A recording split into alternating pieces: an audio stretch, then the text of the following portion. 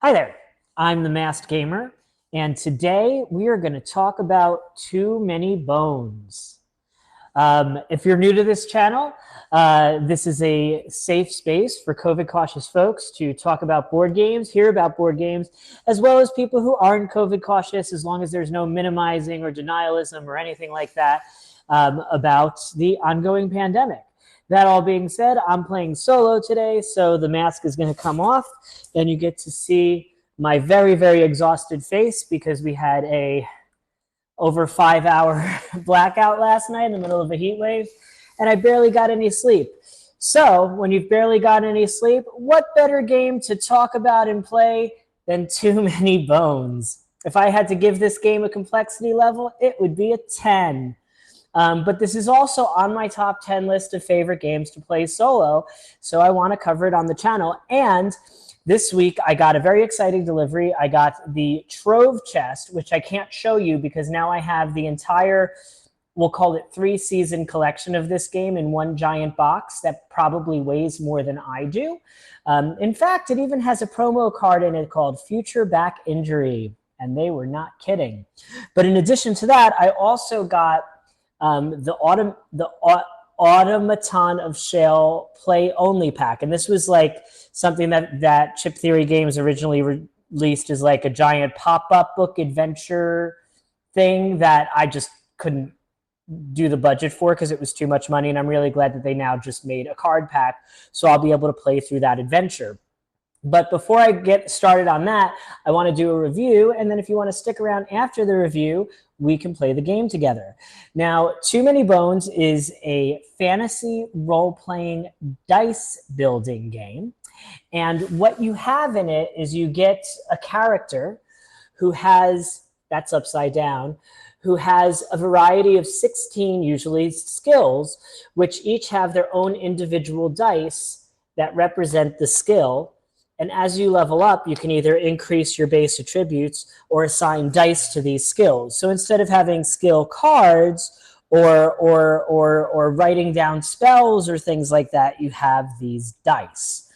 And each character is incredibly unique and comes with their own player aid, which describes how to play that character. And you can see there's so many words and so many symbols, and this is for each individual character. So when somebody takes a look at the cute little, like, I guess they're like gnomish, elvish, goblinish, fairyish, cute little creatures, and they're like, oh, this game looks so cute. Oh, they call the bad guys baddies. Oh, this is the cutest game. Show it to me. And I'm like, this might not be the best entry-level game for you because I'm not going to be able to help you play your character because every time I play, I need to learn how to play a character as though it's a whole game in and of itself. And yeah, you know, I mean, if I dedicated my entire life to playing Too Many Bones, then I might be able to teach it and might be able to memorize it. But it's a game that I personally find very hard to teach and thus very hard to table, except when I'm playing it by myself. Now, playing it by myself, this is a game that does work very well true solo. In fact, there are different encounter cards for solo versus non-solo play. However, you know, some of the big bosses, you really need more than one person to have a chance at. So I usually play it two-handed solo, but sometimes I play it solo as well. And one of the other things that makes this game complex is you have all of these different abilities that can be referenced on a monster. And so it's absolutely impossible to memorize all this stuff. As a solo player, it's easy to keep these things nearby. When you're playing with others, it can be pretty hard because, like, okay, here's a baddie. He's got Swordbreaker. I have no idea what that is. Here's a baddie who's got dive, flight, and signal. I know what signal does, but I don't really remember what dive and flight do off the top of my head. This one's stubborn and untargetable. Like, they all have different keywords, but there's these huge, like, by the time you get all 3 seasons of this, there's a huge variety of baddies to fight. And so the puzzle is so intense and so extreme. Like, you can see here, the board is just 16 squares. And this is the 16 squares that board is always going to be. So the amount of tactics that you have to comprise into this tiny little space with all of these dice and all of these mechanics just makes for a really interesting puzzle. And the dice rolling is not what makes you win or lose in Too Many Bones. It's what you do with the dice. And this is one of the things that I like the most about this game. When you have, let's show it this way. When you have a die, like here's my, I attacked and I did 1 damage, and this is what's called a bone. Now, instead of that bone being a miss, that bone is something that you can assign to your character's quote unquote backup plan. And then you can use those misses, or bones as they're called, to trigger other effects. So no matter what dice you're rolling, no matter what your roll result is, it's something that if you use it wisely, it can help you. We're not going to get too much into the structure of how like the overall game works, because let's do a little bit. We're not going to do that because we're going to actually play through the Automaton of Shale, and you're going to see all of those steps. And this is not a learn to play video, but those are the basic highlights. You have these baddies that have special effects.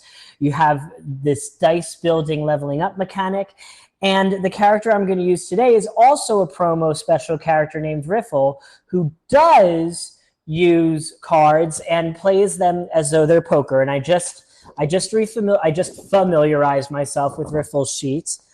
I also want to point out, I think the last time I actually got Too Many Bones to the table was probably like Q4 of last year. So it's been quite a while because I've been waiting to have, it got to the point where I had too many boxes to figure it out. And so I've been waiting for this organizational tool to come along in order to play the game and get into the game again. So we're gonna put this mat for Gale away. I have my instructions next to me. I've got everything on the table I think I'm gonna need. I have my character sheet, I have the battle mat, I have my character's dice pool, I have all of the other dice that I should need, I have all of my baddie stacks up here, I have my minimalized card decks for the Automaton of Shale, which I have a box nearby if I need more cards than that, and I have my starting hand of cards for Riffle. I'm also obviously playing on easy mode, and let me tell you, I lose this game on easy mode all the time. Like, I am terrible at Too Many Bones. I like it, I'm terrible at it, but I find it hilarious and great fun even when I lose. So I'm starting with an extra 2 hit points, and I'm starting with one free training point, which I use for card counting, because according to Riffle's sheet, he should prioritize Riffle's a they. I'm so sorry. Riffle is a they. Riffle should prioritize grabbing 1 or 2 skills from the deck builder profession to increase their play limit and help them cultivate their active deck. And then I'm also supposed to look at good read and drawing dead to try to stay alive. Sounds like Riffle dies a lot, but yeah, we're going to see how this all goes. So we're going to be doing the Tyrant, the Automaton of Shale. Hidden for centuries, the Automaton of Shale's origins are still shrouded in mystery. Even its makeup is uncertain.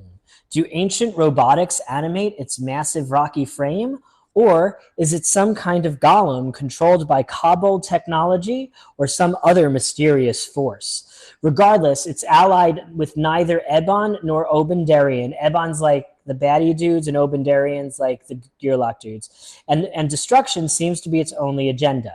Now, before we can fight the Automaton of Shale, we have to get 9, I forget what they're called, progress points. And we have to accomplish this all in 11 days or less, or 11 full game turns or less. And then it has on the back, it has the instructions of how to fight our friend, the Automaton of Shale, should we get to that juncture. But for now, we are going to start day 1 and draw the top card of our encounter deck. And this is a special encounter, the News of the North. And when this is kind of like the minor how you play the game, but you probably, if you never played the game before, you might, whatever. But cards will have a number 1, 2, or 3 sometimes in the bottom right-hand corner.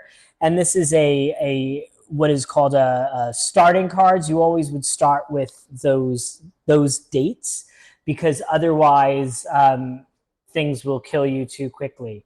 It does not. I believe I used all 3-day cards regardless of which mat I'm using. I'm using the Undertow mat, not the base game mat. Not that that means anything to you if you haven't played the game. But anywho, special encounter, News of the North. Early in the morning, too early, a furious rapping on the door interrupts a peaceful slumber. Waiting on the stoop, shifting from one foot to another, is an emissary from the Gearlock Council. Nobulus's latest intern timidly delivers tidings of some sort of attack on Warspire, and the council has called up the occupants of this address, or occupant as the case may be, for another mission, this one investigatory. The intern is greeted by a grumbling assent and a slammed door. I do not feel like dealing with this. So now I have a choice of 2 effects that I can do, and they'll have different rewards or penalties depending on which I choose. Choice 1 is go back to sleep. What's done is done. A few more hours of sleep is not going to hurt. After all, Warspire can't get any more burned to the ground, can it? And if I do that, I would get a loot and increase my health by 1. The other choice is to listen to the intern and spend a bit of time preparing for your journey. Now, training points from this choice cannot be used to increase my stats. But I'm going to make the choice to do that because I feel like I feel like I want to explore this, what makes this character special. And I'm going to take that advice from the beginner build strat, and I'm going to take a second deck building thing and choose burn in turn, which was unlocked because I chose card counting. And this is going to let me adjust how my hand works once I start figuring that out. And I'm going to take good read, which is a dice that can be used to make the baddie, to move after a baddie moves. So if a baddie moves next to me, I can move away from it so it can't hit me. This card is also, you can see on the bottom left here, it's worth 1 progress point. So now I only need 8 more progress points in order to confront the Automaton of Shale. I turn my day counter to day 2, and I think there's other things that are supposed to happen before the day is over that I forgot because I haven't played this game for so long. Let's see, I resolved the encounter. After I can trade loot, I can make a lock-picking attempt if I have trove loot, which I don't. And then I can choose an individual option, which is either to rest and recover, search for better loot, or scout the area. So we're obviously going to go ahead and scout this area because none of those other things really matter. And I rolled a 2, which lets me scout a 1-point baddie. So I get to look at this baddie, and the first monster that I'm going to track is going to be a ranged kobold tracker. And it's hardy, which means that it only loses 1 hit point every time it loses hit point. And it has compound, which means its attack stack goes up equal to the current round. So this is something that I'm not going to want to deal with when I have to deal with too many monsters. So I'm going to leave that at the top of the baddie stack and let me take care of it early on. You know, since I have 15,000 expansions in this game, actually, I'm going to put that at the bottom of the second. I'm going to put that at the bottom of a 3rd baddie stack because I'm going to knock all those chips over if I try to do anything else. So yeah, we're not going to actually do that. Okay, now I turn the day counter to day 2, and I'm going to draw the next encounter card. Let's see. Number 2, training for dummies. Since the party's already started late, you may as well get a little bit of training in before departing for the Warspire. Fortunately, Tink is a character that is not with us who builds little robots and then can use the little robots to attack the monsters. Tink is one of my 3 favorite characters in the game. I love Tink. Anyway, fortunately, Tink has built training dummies for this exact purpose, capable of bobbing and weaving and taking a bit of abuse in the name of Gearlock Games. The only question is, how rigorous of a workout is needed this morning? Tink programmed multiple settings on these things. Is this cardio? Cardio is supposed to be important, right? That's actually written there. It's going to be weird because sometimes I'm going to say things that are me things, and sometimes I'm saying things that are written by the game things. But anywho, I have a choice of 2 options now. The first choice is I can fight the dummies dummy and flip the switch on the bots that reads FighterBot 4.0. I would place 4 1-point baddies on baddie ranged positions that have 1 hit point each. I would distribute health chips equal to the party size between the baddies as I see fit. The battle is ended after round 3, and the encounter is only successful if the battle is won before then, and I would get a chip and a loot and a training point. The other choice is dumb down these dummies. I would flip the switch on the dummy heads that reads Sputterbot 1.0, place 4 1-point baddies with one, and this time the battle is ended after round 5. Now, since I haven't played this game in a few centuries, I'm going to take the easy version of this because I want this video to last more than 20 minutes. So we're going to dumb down these dummies dummy. I'm going to place 4 1-point baddies on the ranged positions with 1 hit point each. So first, we're going to have our friend. Oh, it's a different one because I put the other one on the bottom of the pile. So this is a Kobold Collector. Sometimes I say Kobold, sometimes I say Kobold, just bear with me. It's a Kobold Collector, which is not written on that sheet or this sheet. Oh, because the keyword's equipment, not collector. Okay, equipment. When this unit enters the battle mat, roll a d6. I've rolled a 6. Its initiative die is going to be increased by 2. So instead of having an initiative of 3, this is going to have an initiative of 5. So this thing is very likely going to go first. And it said to place them on the ranged position, not that they were going to be ranged baddies. So we're going to put that there. Second baddie is a hardy Kobold Green Thumb.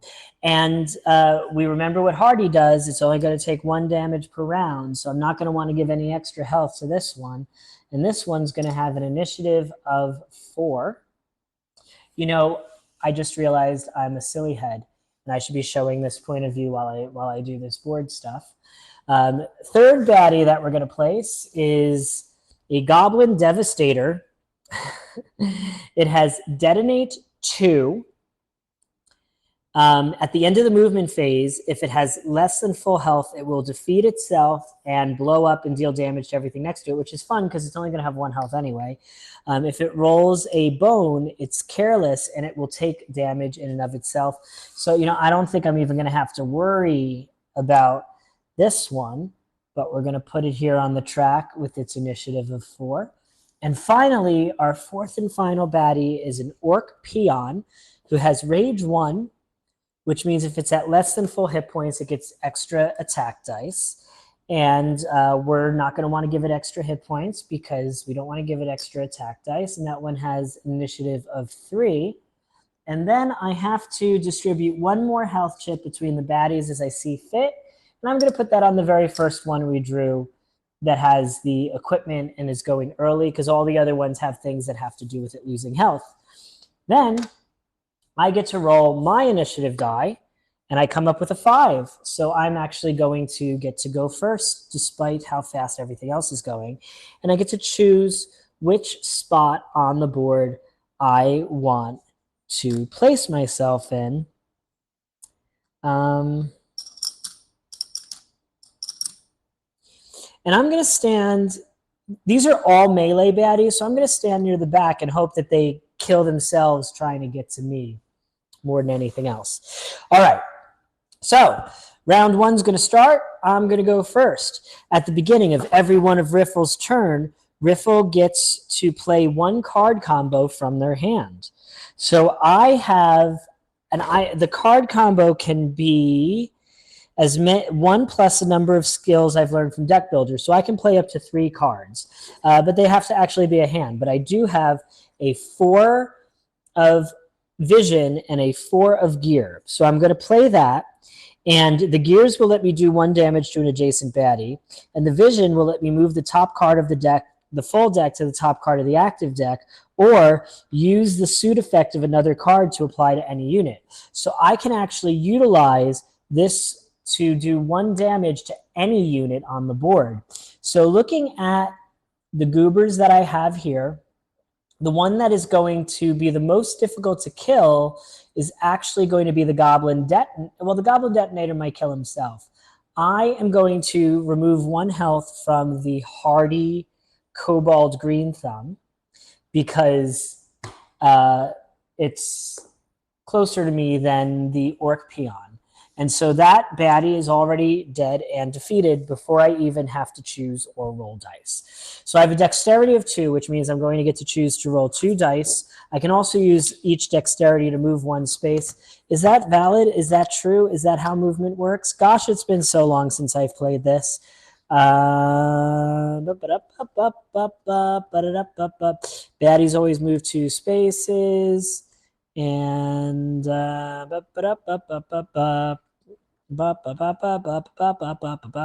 dexterity is used to move. So I'm not going to want to move. I'm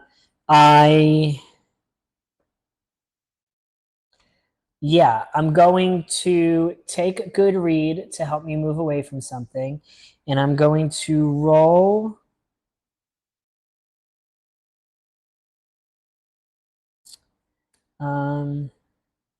When do I draw back to the full hand? Riffle always draws from the active deck. Based on my time, start Riffle's turn. Riffle runs out of cards. When do I redraw? Hold on, I'm just checking. Riffle uses during they place, this is the active deck, draw 5 cards. He plays from the active deck, draws back. Okay, so I'm supposed to draw 2 cards from the active deck as soon as I did that. So I have a straight. Does a straight do anything by itself? It does. So 2 or more cards of consecutive numbers. So this is going to be a nice little thing for me. I'm not going to use burn in turn, which would let me discard cards and draw up to cards, but I am going to roll card counting, which might help me to manipulate which cards are going to get added to my active deck next.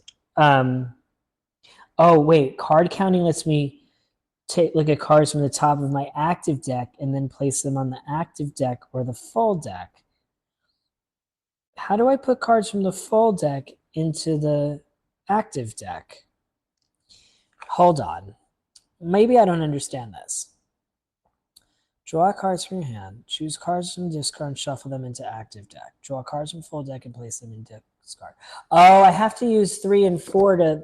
I'm going to say instead of burn in turn being in 2, I put it on 4 because that's the one that will help me get cards back into my deck faster, but I'm still going to roll these 2 dice. So I have rolled whatever those symbols are. I'll look at them once I show them to the camera. So we have a good read 3, which goes into my active slot, and that means I can move up to 3 positions after a baddie moves. And the other one is a 2 on card counting. So I can look at the top 2 cards from the active deck and then choose to place them on the top or bottom of either the active or full deck.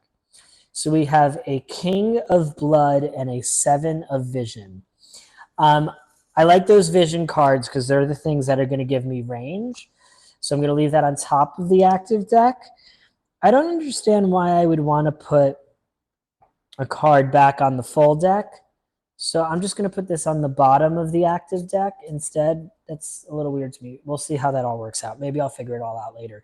And this card is actually discarded, so it's going to go below my... Well, I don't have... I'm going to... trying to figure out a place where you can see what my discarded dice are. I'll put them on Riffle's little area there. All right. So that was Riffle's turn. He's done. Now, number 5 is going to go. So this one is going to move 2 spaces, 1, 2, and it is now adjacent and can attack me. So I can spend this thing that I used here to just boop, move out of the way into the corner. Now, I obviously didn't think this through very well because that green goblin is still going to attack me, but it is what it is. Number yellow is going to move. Oh, I have to roll a defense dice for this guy, even though he didn't attack. So we're going to roll a defense dice. It came up as a bone, so that doesn't mean anything for that baddie because he doesn't have a baddie thing. This one is going to go 1, 2 to move towards me. No diagonal movement in too many bones, people. You know, we're going to take a minute. We're going to talk about my friend Matt. Hi, Matt, if you're watching. The first time I ever played this game, Matt was bound to determine that you could move diagonally. It was very hard having an argument about that when I have trouble saying the word not diagonal. But anyway, Matt had watched a YouTube video that had diagonal movement in it, and in the comments said, oops, we were wrong, you can't move diagonally. But Matt was convinced that you could move diagonally in this game, and I think we argued about this for probably over 30 minutes. It was wild, and now when we play games,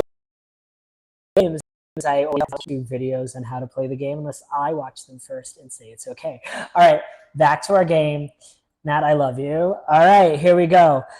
So now this one is also going to roll a defense dice. Now, if this one happens to roll a bone, he's going to blow himself up, but he didn't. He rolled a 2, so he has 2 defense, and it's going to be really hard to kill now, unless he gets true damage, because true damage, I think, is going to ignore his defenses. Is that true? Is it true that true damage ignores defenses in too many bones? I believe it is. True damage, regardless of defense, yes. So I just keep wanting to hope that he's going to blow himself up. But then we have this one who's going to come over to me, and it's going to roll an attack dice, and it's definitely going to hurt me, and it does. It hurts me, and I lose a health. And those health are counted by these chips. So when I run out of chips, I die. Yay, it's going to be round 2. Now, what's interesting about this game is if you ever get past round 5, everything starts taking damage every turn. So there's a turn limit on every battle, no matter how far you go. But I have to win this battle before round 5 in order to continue on with my life. So what am I going to do? I am going to play the Jack, Queen, and King. Okay, so I'm going to use the gear from the King to kill that Rage Goblin next to me. And that is now dead. I am going to use the Vision in conjunction with the Queen to deal 1 damage to the blue one. So that has 1 health left now. And then I get to use 2 dexterity worth of shit. Oh, worth of shizzle. Pardon my French. I hope there's no kids watching. And I'm going to roll a defense die, and I'm going to roll this other house edge card die. Oh, wait, first I draw 3 cards from here. 1, 2, 3. Oh, this is going to be good because I'm going to be able to heal myself on the next turn. All right, here we go. So I got 2 defense, which I get to put up here as defense dice, and then I got 3 burn in turn. So I can discard up to 3 cards from my hand and then draw up to 5. I want to keep these ones that do damage. I don't think I'm going to need this. You know, I'm actually going to just keep these 2 7s and see what happens in life, because why not? 1, 2, 3. That was probably unwise. But it's what I chose to do, and it's what I did, and I'm sticking with it.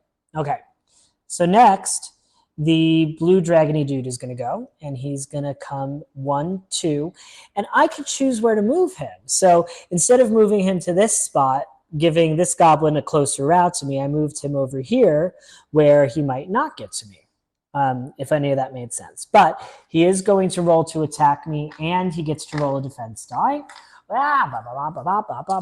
So here we I'm good at dice trays. So he gets 2 defense and he does 1 damage, but luckily I had a shield, so I get to defend against that, and now he has that. So he's gonna be real hard for me to kill. I might not have time to make it through all this. Then the yellow monster is gonna go, and he's gonna go 1, 2. Does a baddie still roll defense when it has a defense die on it? Roll all the baddies inactive defense dice. So it's not inactive because he has the shield. So he's not going to blow himself up. So I'm in big TRUBLE here. Okay, well, we're going to go to round 3. Okay. So most important thing is to do damage. I'm going to use the 10 vision and the jack gear to do 1 damage to the goblin. And the reason I'm doing that is because if I can get rid of his shield, then at least he might blow himself up. And then I replace those 2 cards. I've got all these healing cards, but that doesn't do anything for me. Oh no! Oh no, I'm going to totally fail this encounter, and I don't know what that's going to mean for my life. All right. And then I get 2 dexterity worth of stuff. So I'm going to move 1 space, and I'm going to roll an attack die. And oh, this bone was never there. That was from when I was exampling things before. So let's see. And I got a bone. So my bone skill lets me play a card combo, which is not really of any use to me right now. Except it is, because I might be able to get some more cards for my next turn. So I'm going to take this 6 and the 7 of hearts and play those. So that, yes, and now I have some other things that I can do. What does bones do again? Bones give me more bones. So I used that bone. All right. That was me being useless. Blue's going to go. It's going to come next to me. It's going to attack me again. I'm not going to show you every dice roll as we keep going through this, but it does 1 damage, so that gets rid of my defense. Does that count as me using it for the whole match? I think it might. Gosh, I haven't played this in so long. As I say, Rolly's turn. As I say,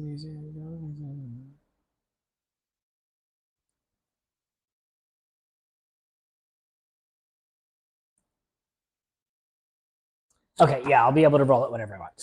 As far as I understood that. Okay, so that was the equipment one. Then we have this one who's going to just stand there and attack me and do 1 more damage to me. You know, I might even like die against this. It's a good thing I didn't do the harder training dummy. I mean, hot dang, diggly diggle. We're going on to round 4. All right. So in round 4, I now have stuff I might be able to do. That's a bone. Yeah, we're going to play the 4 and the 5, which heals me for 1 and does 1 damage to something next to me, which is going to be the one that I hope blows itself up. And then I draw 2 cards. I am like totally going to run out of cards in my active deck too. I only have 3 there. Riffle's going to have a short adventure that I will not be finishing. Automaton. Anywho, okay. That was Riffle's card play turn. Now Riffle can draw some cards, roll some dice. So we're going to roll an attack die and a defense die. We're targeting the one that we might be able to kill, even though it might not be wise. But anyway, okay. So I've killed number 3 finally. I have like 1 round to do a very large amount of damage to this last one, which is probably not going to happen. I do have a bone. So I'm going to use that bone immediately again in order to try to redraw those 3 cards, and hopefully I have some gears in here. I should have known I didn't have a gear in here because if you remember, the king had a blood. Blah, blah, blah. And now my deck is empty, so I can't draw any more cards. Does Riffle get to replace this when he rests? Riffle uses a card to play a unique version of poker. At the start of Riffle's turn during battle, at the end of the turn, at the end of their turn. Oh, I'm supposed to draw at the end of my turn. Sorry, I'll do this better next time.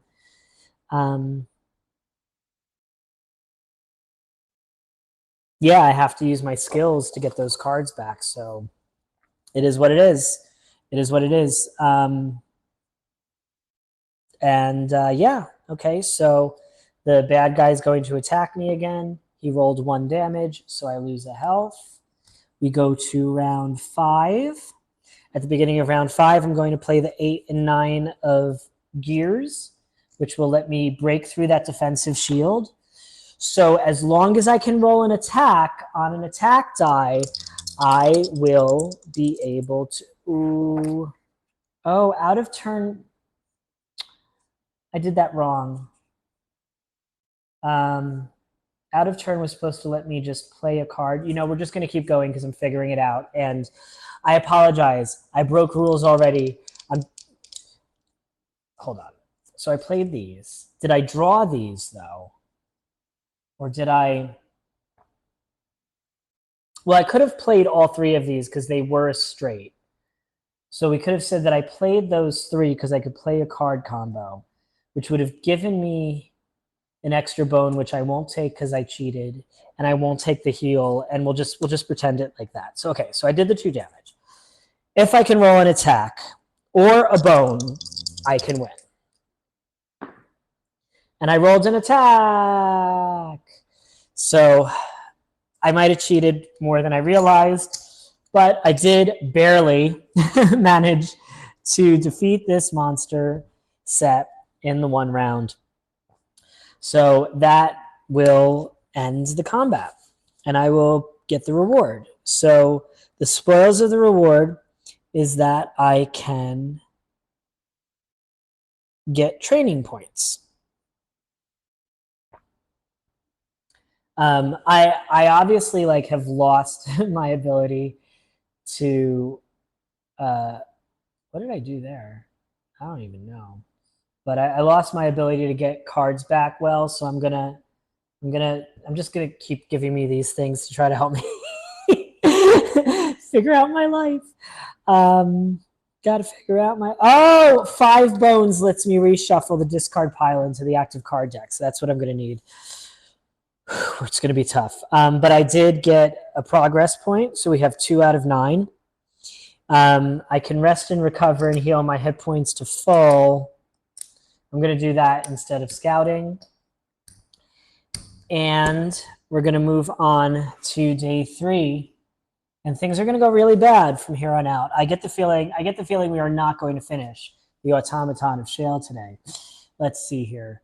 So we are... Oh, read the front first, Gurgles. Read the front first. Special encounter, the snore of the Molnar.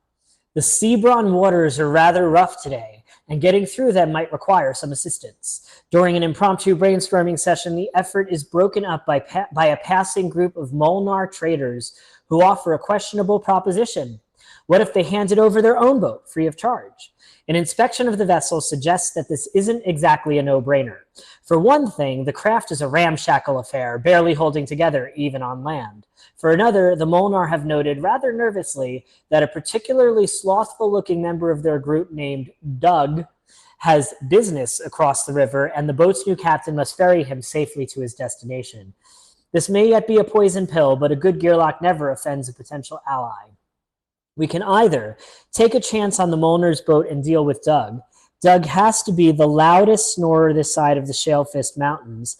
Training is impossible with him around, and you can't increase your stats until the start of day 5. The other is swim across the Sebron, leaving Doug in the Molnar motorboat behind.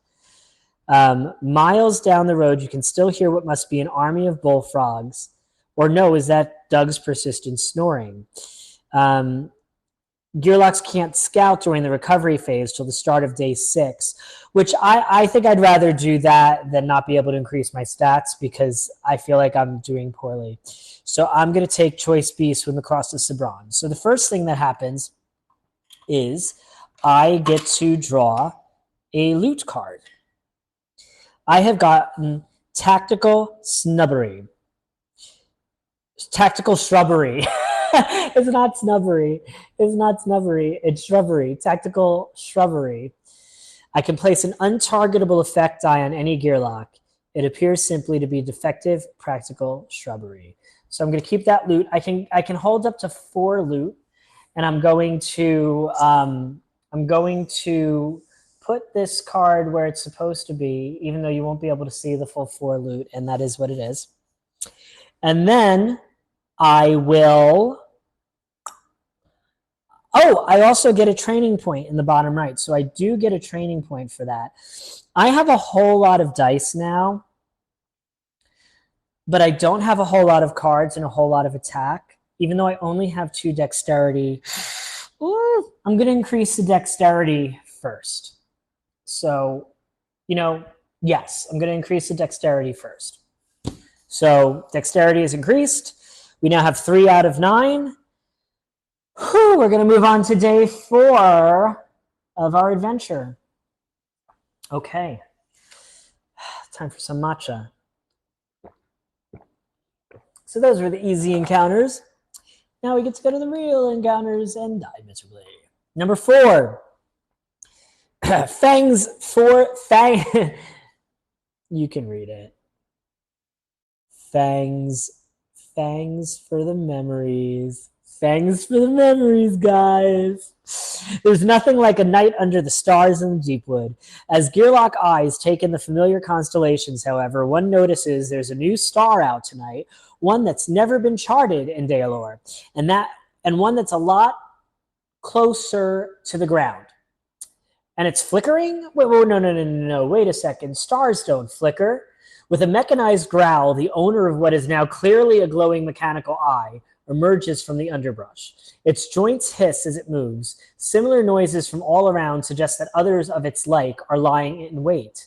As the creature bares its teeth, you get the impression that death by wolf is bound to be unpleasant, regardless of the predator's biological componentry. Chip Theory game, you guys, look at the titles here. Aw, you guys are so cute. Okay, I'll read them out loud. Option 1, One Night Ultimate Wire Wolf instead of werewolf. Wirewolf, because you a robot. Oh, you so clever. With that, I would do baddie points, including the wire wolf. So it would be 5 baddie points. Right. If baddie point has... if the baddie queue has fewer than 5 points, just use the wirewolf instead. And mine has fewer than 5 points because I'm playing 1 player. I would gain backup plan extension. I could spend 2 bones to place an untargetable effect die on myself. That's fun. And if it was a larger one, the wirewolf's hit points would go up. The second is Clank in the Woods, like the Clank game, which would be baddie points including wirewolf, blah, blah, blah.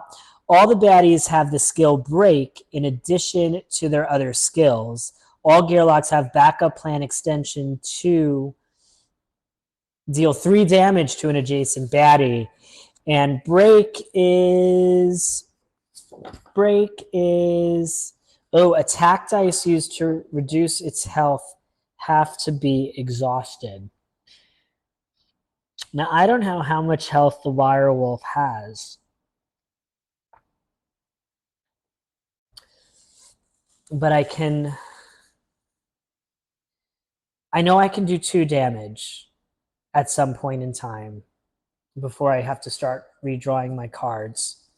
We're going to try the harder one because it's just the one boss it's just the one monster I have to fight. And we're just going to hope I can kill it. And the wirewolf, that's not right. That's not right. That's right. Okay. The wirewolf has 6 health. It also has, it would have had break either way, so that's okay. It also has lashback 2, meaning if it takes damage from an adjacent opponent unit, it will deal that amount of damage back as long as it wasn't defeated. Yeah, so this thing's going to kill me. Oh, poor Riffle. Riffle might not have been the best choice of character for this adventure, but we're going to put the wolf far, far away from Riffle, and we're going to put Riffle... Oh, Riffle couldn't have started in the back row before because he's technically melee, so he would have had to start in the front row. So yet again, Greg has messed up everything. Okay, and this has a initiative of 4. Riffle today has an initiative of 3, so the monster is going to, of course, go first because why not? So it's going to go 1, 2 towards me. What does untargetable do? Untargetable until the start of its next turn. I'm going to hold on to that tactical shrubbery and see if it looks like I even have a chance and heck of completing this before anything else. So on Riffle's turn, he's not adjacent to the monster, so he can't do any of that yet, really. He does have 3 dexterity.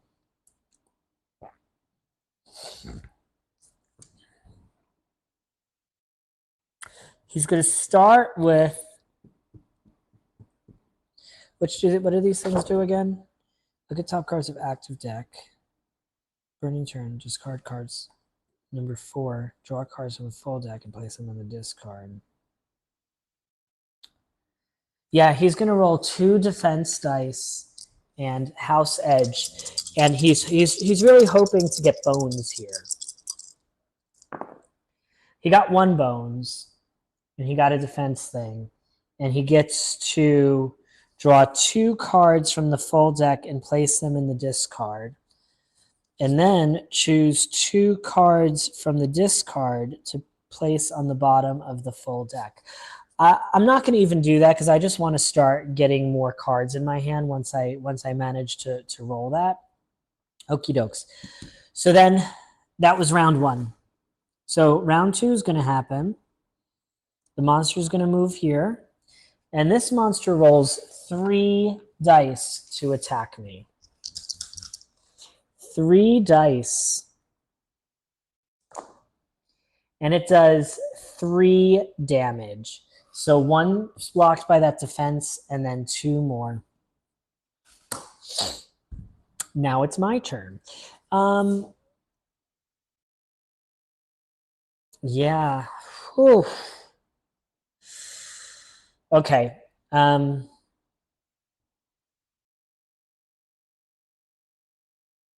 don't know what to do. I don't know how to survive. Does this bone count as one of my defense dice used? It's been a while. Yeah, it doesn't. Okay. So again, I have 3 dexterity. We're going to use this. No.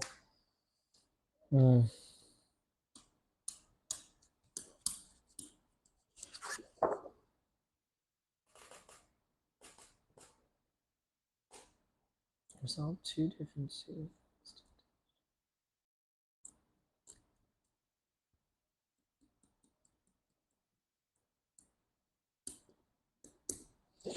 We have to try to get these bones out. Yeah, I'm going to play Tactical Shrubbery to place an untargetable die on me so I don't have to worry about him this turn. Which one is that? Is that the, looks like light? Yeah. So it's just not going to be able to attack me. I have 3 dice to roll.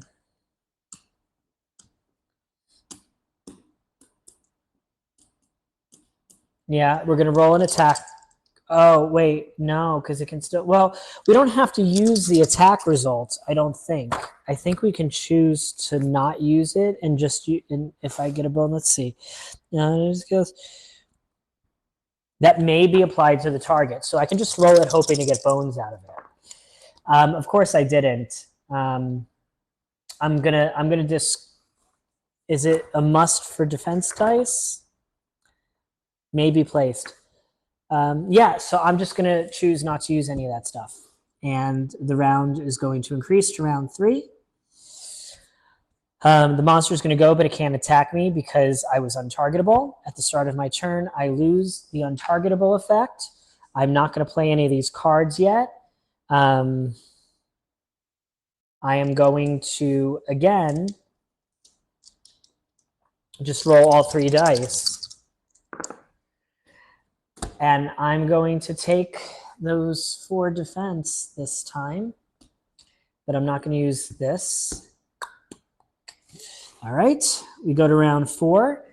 The monster is going to attack me. It does 4 damage, which gets rid of those defense dice. It is my turn. I'm going to roll these 3 dice again. Okay, we got 1 more bone. We got 1 defense, which I'm going to keep because we know he's going to hit me. We got 2 damage that time. So I'm going to use the 2 damage to do 2 damage to him. And I take 2 damage.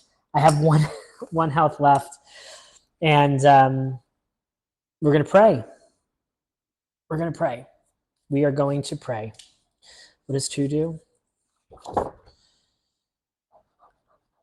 It's not worth it. We're going to pray. And he has killed me. Okay. So what happens when I die?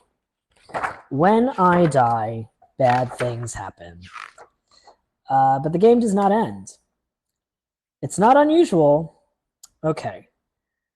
So the full party wiped. I skipped the reward phase.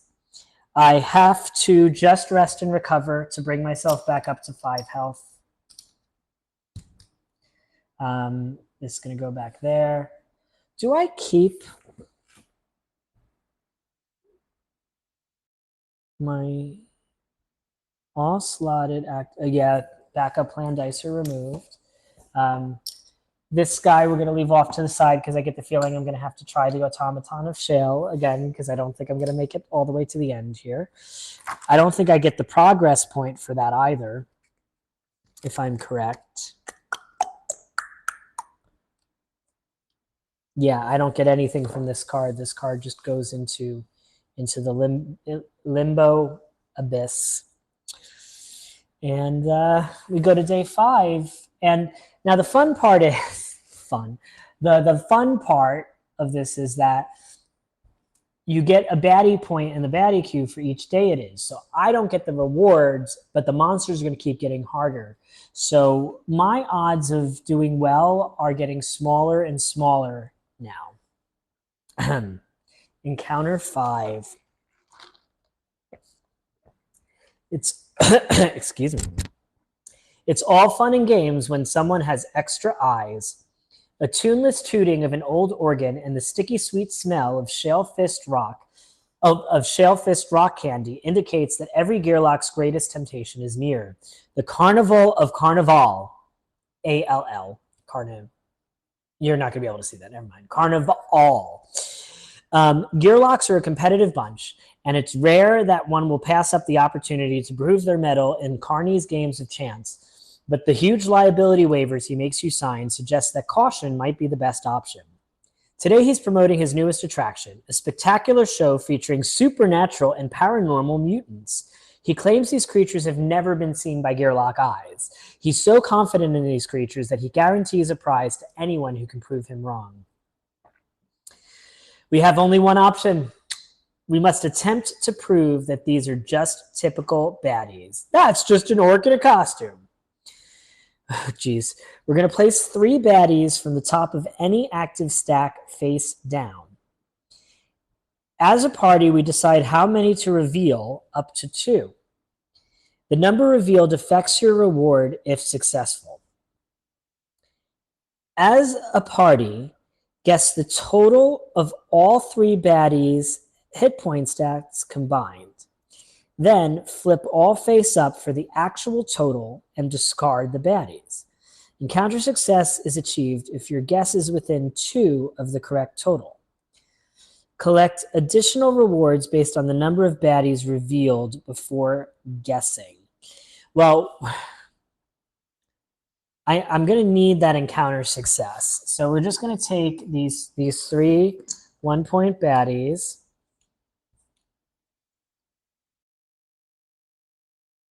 And we're going to reveal them, 2 of them. So that's a total of 6 health from the dork guy. I I have a lot of new. I haven't seen any of the Unbreakable ones yet, but look at the dork. He's an orc, but he's a dork.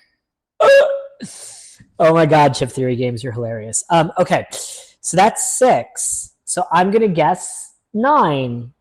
This one had 2 health, so that brings to 8. My guess is within 2 of the correct total. So technically speaking, I succeeded because I revealed 2. All I get is 1 loot, which is a, a bidet ball instead of a baddie ball. It's a bidet ball.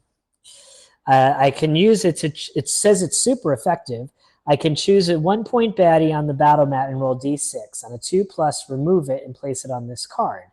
In any battle, you may add the baddie from this card to the top of the battle queue. If you discard it with a baddie on it, the baddie goes to the defeated stack. That's nice.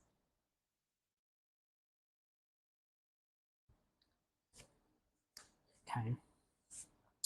And I also get 1 progress point, thankfully, and I get to do a trait resolve.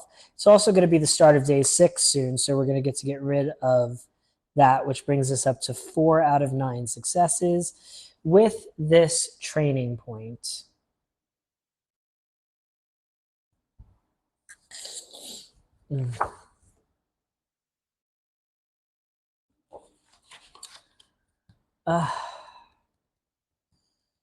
With this training point, we're going to try to increase our attack. If you rolled a bones while trying to increase attack, you might fail, but I'm going to give myself 1 more attack that time. And we go to day 6. And on day 6, we have Krell or High Water. Krell is what they call the water monster, so instead of hell, it's Krell. Anyway, the Sabron's waters have been exceptionally choppy lately, making navigation or even a pleasant swim nearly impossible. While that's bad news for riverside dwellers in need of a bath, it's even worse for the Krellin who live within, as they've seen a significant slowdown in one of their regular sources of food. Still, duty calls, so navigating these dangerous waters has become a reluctant must. It's best to keep toes far, far away from the raft's edge, however. These Krellin are hungry, and they won't easily pass up the chance at a Gearlock smorgasbord. So there's 2 options here. One is these Krellin are extra aggressive. It would be baddie points, including Krellin, equal to the party size. So that would be 6 baddie points. 1 would be a Krellin, so it would be 3 1 points in a Krellin. I can discard loot to reduce the baddie points by the number discarded. The hit point staff of the first Krellin is doubled, and their first attack against the raft is automatic. On land, it would be baddie points adding an extra 5-point baddie. We're going to go with the Krellin. So we're going to flip over to the undertow side of this. I, full transparency, do not remember how this works. So we're going to look it all up. Battle setup, battle queue. Krellin are always placed on top of the battle queue. So this is 1 and then 3 1-point baddies. So the Krellin will spawn. The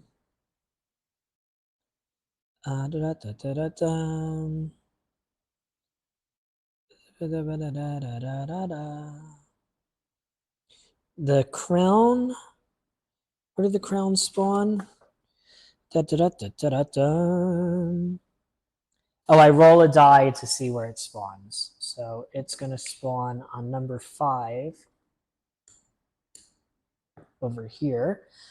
And I have to double the hit points of this well. Really? 1, 2, 3, 4, 5, 6, 7, 8, 9, 10. Oh my goodness. Well, that was a mistake. Brah, there is literally There's literally no way I'm going to be able to kill that thing. Oh my goodness. I didn't even look at what it does yet. Let's see. It has Pollen and Assault. Pollen.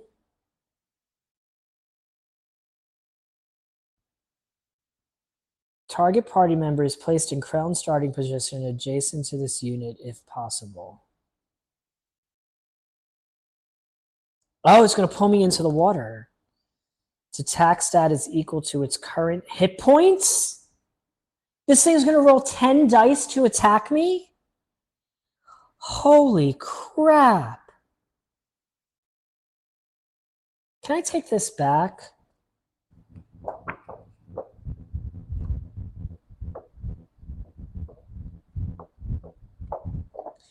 I just, I think that's going to make me have a sad time and not enjoy myself. I think that's a little extreme and a little extra. So I'm doing a house rule and saying that is not going to actually be the case. What this does mean is instead I have a baddie queue of 6 and I add 1 5, and this is going to be my baddie queue, and we're going to go back to the land side of things. And I'm probably still going to die, but at least yeah, that would have one-shot me. So doing what I'm doing. All right, so we have a kobold, which has detonate 2 and return. And return is, if it's not the last defeated in battle, it will go on the top of the queue. And it also will explode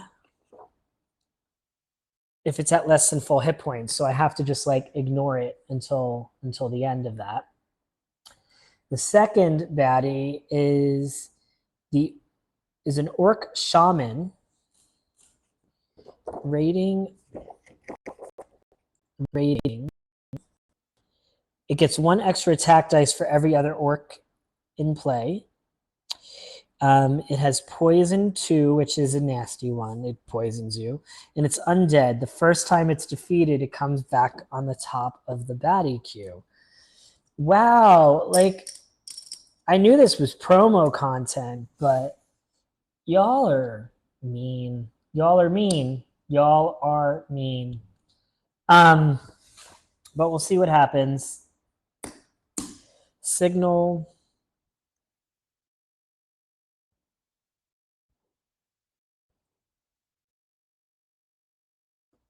Signal 2 at this. So this thing's going to summon more baddies. Lovely. Okay. Great. Oh, I forgot to put the initiatives. This is initiative 6, so unless I roll a 6, which I don't think, yeah, I can't. It's going to go first and summon something. Okay, I mean, we're probably going to die again anyway. Where'd this blue one go? Maybe doing expansion content after I haven't played in ages wasn't the best idea for me. I mean, I knew that going in, but that's where we are. All right. So first, and signal, it puts it, where does it do it? It puts it to the bottom of the baddie queue. And I think that the baddies come back in. It'll come at the end of the round. So we're going to add this baddie to the baddie queue. It's going to do that again on the next round if I don't kill it at that point in time. Oh, I have to spawn myself. I'm spawning myself here because I absolutely have to kill that thing before it summons yet another thing. Okay, so that was that. Now it is my turn. I can't really play any cards because I can't. I'm going to move 1 space with my dexterity. Oh, wait, this would have gone first. It would have rolled these dice as well. It would have gotten 1 shield and done 1 damage to me. Because of course. So I'm going to move 1 space. I'm just going to hope I survive this round and try to do 2 damage to this to stop it from summoning something else. And that is when I, of course, roll 2 bones.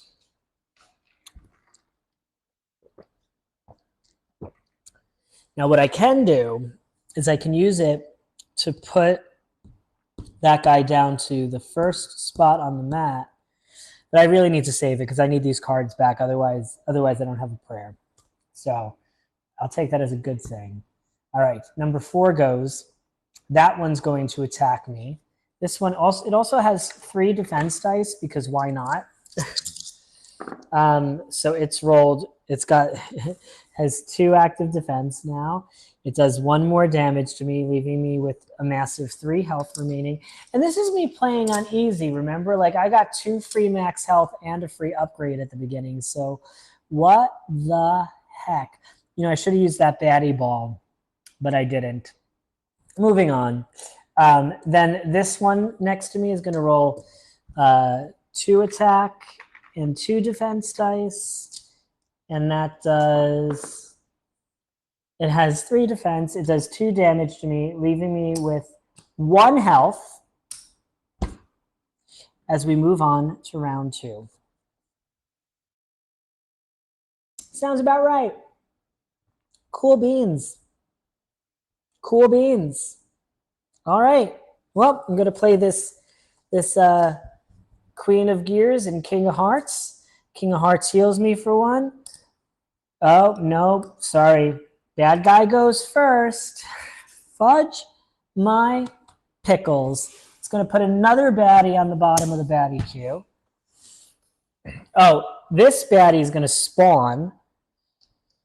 You know, we're not even going to look at what powers this thing has. The good news is it goes down to it spawns at the bottom. Because, you know, if this thing rolls a hit, I'm dead.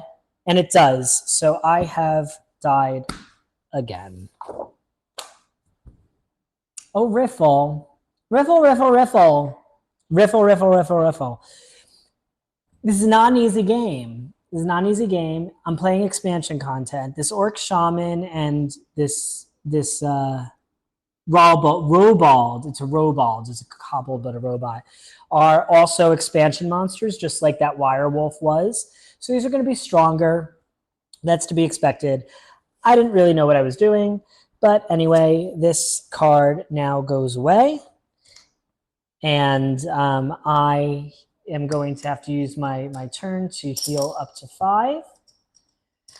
And this you do hit this. The one thing that this is one of the things that I don't love about Too Many Bones. And this is, you know, I love Chip Theory games. I also own Burn Cycle. I own Hoplomachus Victorum. I own 20 Strong. And I backed the Elder Scrolls game. I'm considering getting Cloudspire when that comes out. I love the quality of their stuff. And you see, like, it's hilarious. Like, it's a very, very entertaining game to play. But also, like, can be very, very hard. Can be very, very hard to master. And, well, we're just going to keep going. We're on day 7. There can only be so many days left.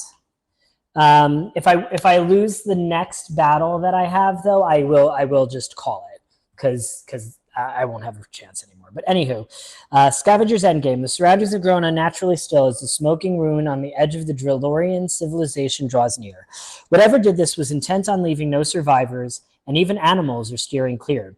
This place could be barren for years. Still, there's no use in letting good supplies go to waste, and it wouldn't hurt to see if there's anything worth salvaging. Unfortunately, a stealthy band of ruffians who thought the same thing has just been spotted, and they aren't saying, Unfortunately, a stealthy band of ruffians who thought the same thing has just been spotted, and they aren't interested in sharing.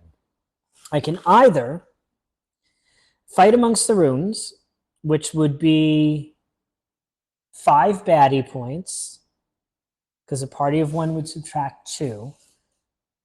They would enter on melee. There would be 3 health chips on each range baddie position as the crumbling runes. The end of the turn, at any turn in which a baddie loses 2 hit points, remove a chip from the crumbling ruins in the baddie's lane. It's lost if 2 stacks are deleted. Or I could sneak around the building on top of the enemy and just push something on them, lose 1 hit point, and skip the recovery phase. That's what I'm going to do. Lose 1 hit point, and that gets me 3 loot. And 1 progress. So I have a shovel, which lets me draw loot during the recovery phase, but we don't have recovery phase this time. Dangerous dart. During the resolve the roll phase of your turn, roll a poison effect die and place it on any non-tyrant baddie. That's pretty good. Cracked chalice. On your turn, place 3 health chips on this card. At the start of each round, remove 1 health chip and heal a party member for 1 hit points. When the last chip is removed, deal 1 true damage to any unit in play. It's a chalice from a palace thrown with great malice. Chalice from a palace thrown with great malice. I once saw an Alice in Wonderland musical, and the first song was something like Alice in the Palace with malice, and this reminds me of that. But anyway, I'm Alice in the Palace. I don't know. Gosh. Janelle, if you're watching this, if you find me somehow, I don't know how you'd find me, but if you find me and you're watching this, remind me of the lyric of that Alice in the Palace and the Palace and the Chalice song. All right. So yeah, I skipped that one for sure. So that brings me to 4 plus 1 is 5 out of 9. So I need 4 more. Moving on to day 8. That would have been a much easier fight than the last few fights, but I was just feeling withdrawn and sad. So this is what I did. And I want to just see what these other encounters are in this. Next, Earth Tones. The forest is crawling with enemies. Sometimes you just know it, despite not having seen hide nor hair of anybody else in miles. In fact, the lack of activity in these woods is suspicious enough on its own to justify a myriad of fears. Some may call that confirmation bias, but seasoned adventurers call it gearlock intuition. In the event of someone approaching in stealth, gearlock intuition has also decreed that the best defense is to cloak oneself in the garb of the wood, camouflaging any body parts in brush, poultices, and powders that blend in with the landscape. Now, all that's needed is an outlet for this paranoia, this intuition. That was as written. One thing, surprise attack. Wait, how do I get this stuff off? I do baddie points, and I add a number of points equal to the party size. So that would be a total of 9. Gearlocks would have surprise. In round 1, I can only use 2 deck. The next would be brace and prepare to strike. Shockingly, your disguise is quickly exposed, but does buy you a bit of time to get in a defensive stance. This would be baddie points at a number equal to the, so it'd still be 9. At the start of the battle, each gearlock may roll all of their defense dice and place rolled defense in their active slots.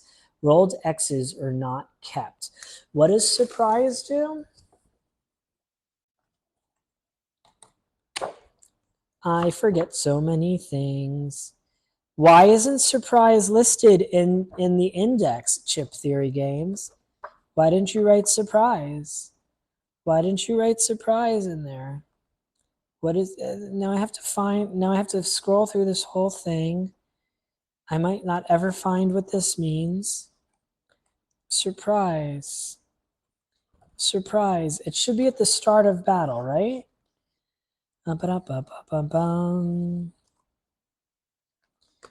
Baddie starting positions. Initiative meter. Left to right.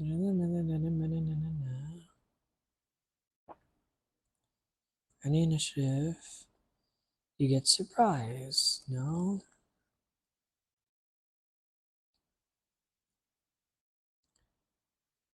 No. Why doesn't it tell me this? Maybe Undertow doesn't have it? Is that plausible? Possible?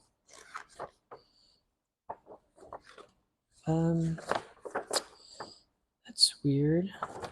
Let me check this other rule book real quick. This one also does not have, you know, is it a statistic?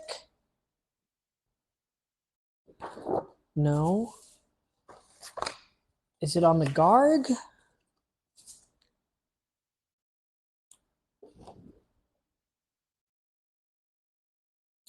I don't know what surprise means. Gearlocks have surprise. Gearlocks have surprise. Gearlocks have... found it here. After setting initiative, move all opposing units to the bottom of the initiative meter. So that just means I get to go first.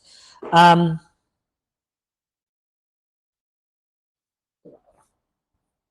going to take the second one just to... And if I get good defense dice, I get good defense dice. And if I don't get good defense dice, I don't get good defense dice. So, yeah. Yeah, so I'll keep that 2. Sure. And my initiative is going to be 4. And what did we say the baddie points were? It was +1. So that's 9. So that's actually pretty bad. 1, 2, 3, 4, 5. Because that's more monsters. All right. See, now this feels more manageable. Oh, signal 3. Oh man. Okay. Well, I think we're gonna lose this battle too already, because this thing's gonna keep summoning more and more and more, and we have so many of these already. But we'll see what happens. I don't have any. I literally never managed to reshuffle the deck. Oh, good. This one's hardy. Excellent. That's gonna be great. What's next?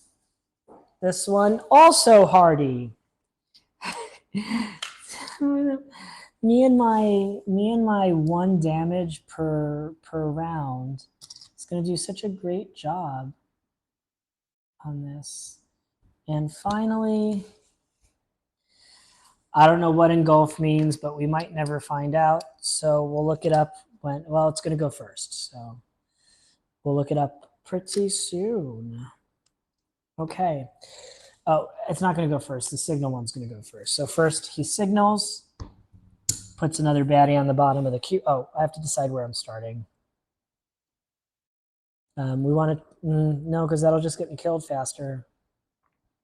We're going to have to start here. It's going to roll 2 defense and 1 attack. It does 1 damage. This goes down to 1. It has 2 defense on it already. Oops. 2 defense on it already, so it's going to be real easy to kill.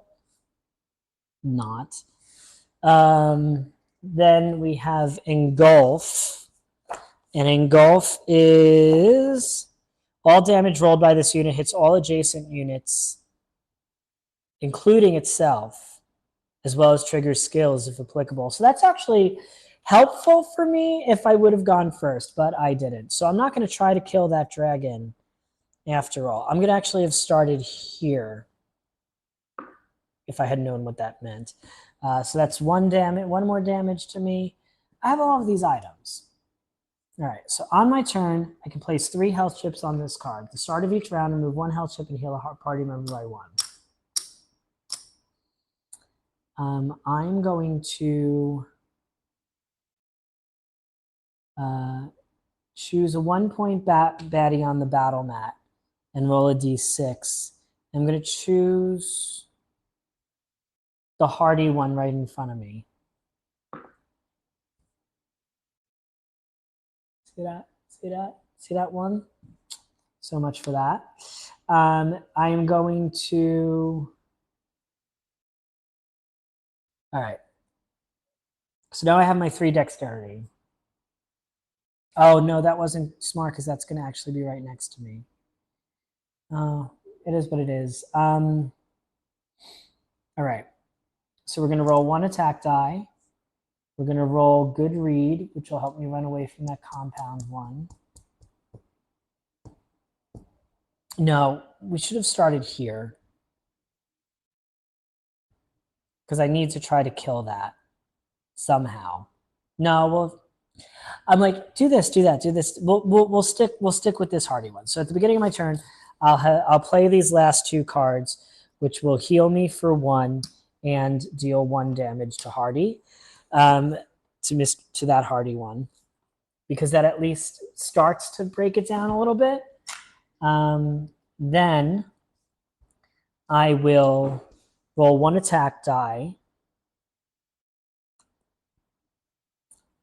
this die that's going to let me move when that thing moves next to me. Sorry, should have been the other way around. I should have started there and used that card to deal 1 damage to this one. I know it feels like I'm cheating. I know that, but I'm also like on not much sleep. So I'm just doing what I'm doing. I'm going to roll this. I'm going to roll this. What do these other things do?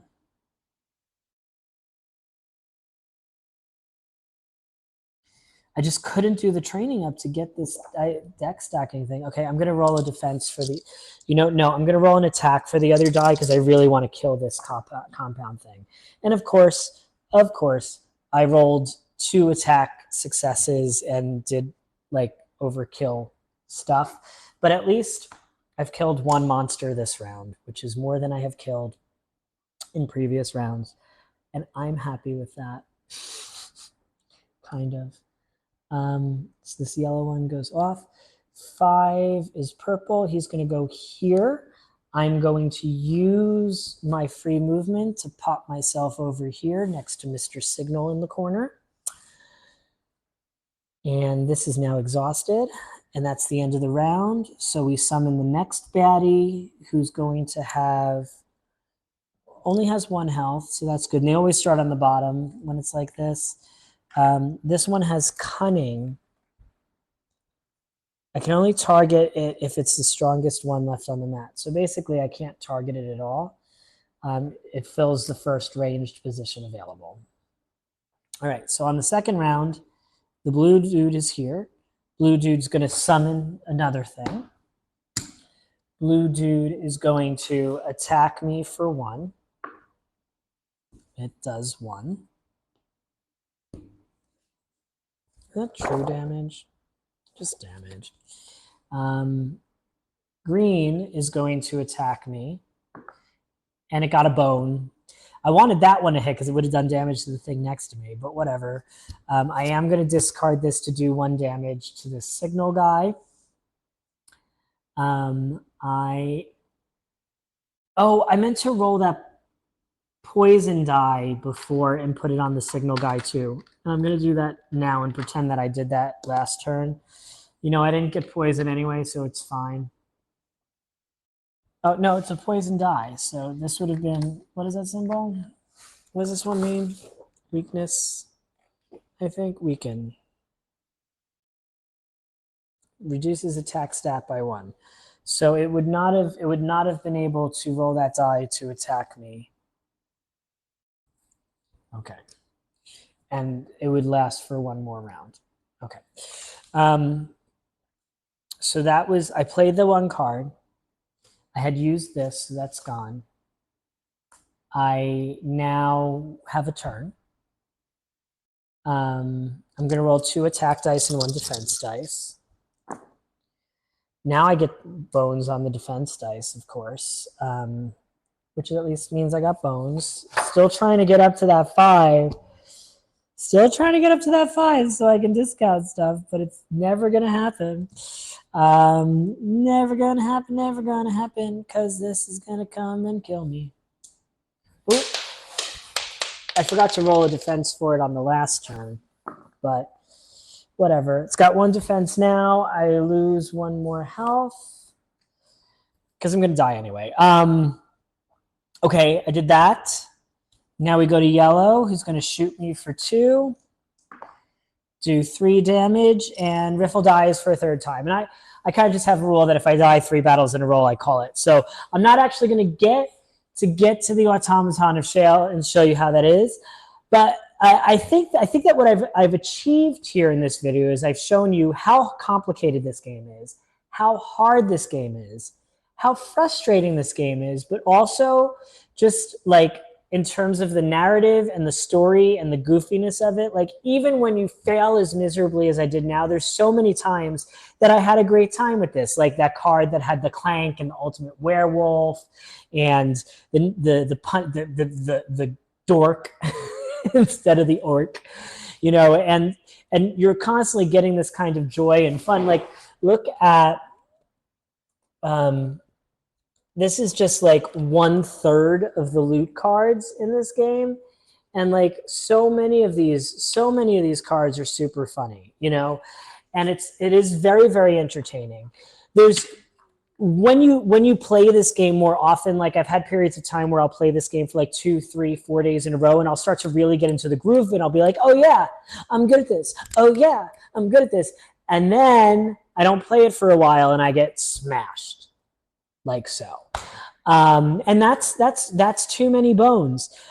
There's tons and tons of content out there for this, but honestly, any of the 3 base game boxes have hours worth of content in it. Like you could just pick up if you're one or two players, you could pick up the Undertow box or the Unbreakable box, and you could probably play. Let's see, I think each of them has like 6 tyrants in it, plus a campaign mode that would be fighting against 3 tyrants in a row. So consider that to be 9 game sessions, 6 to try out each tyrant, then 3 in a row to do the campaign. It's 9 play sessions. Each of them is going to be most likely between 1.5 to 3 hours. So that's 18 hours of game before you even have to start feeling replay value, in addition to the other expansions that you can get. And like this is a game that I'll tell you, like if I had like a group of people that knew this game really well, that would all probably be much better at it than I am. I'd probably play this a lot more often. If I could just control my character and worry about my character and let somebody else be like, I know this other stuff, that would be great. But it's still on my top 10 list of solo games, because even though it's big and it's complicated, like I don't have to stand, like you saw, like even with me having like all this stuff very far away from me so that it's on camera, I can do most of the things in this game without having to stand up and run around the table. Like it's table space when you play it solo is pretty compact, which I like. I'm sorry that wasn't a better payoff run and I didn't have any really good moves that run. Riffle was probably not the best character to use, but I hope you still see the things that make this game charming and have made this game be such a huge successful franchise in the board gaming world. So with that, thank you for joining me today. My name is Greg. I am the Masked Gaymer. And don't forget to like, don't forget to subscribe, and most importantly, do not forget to keep your health bars full.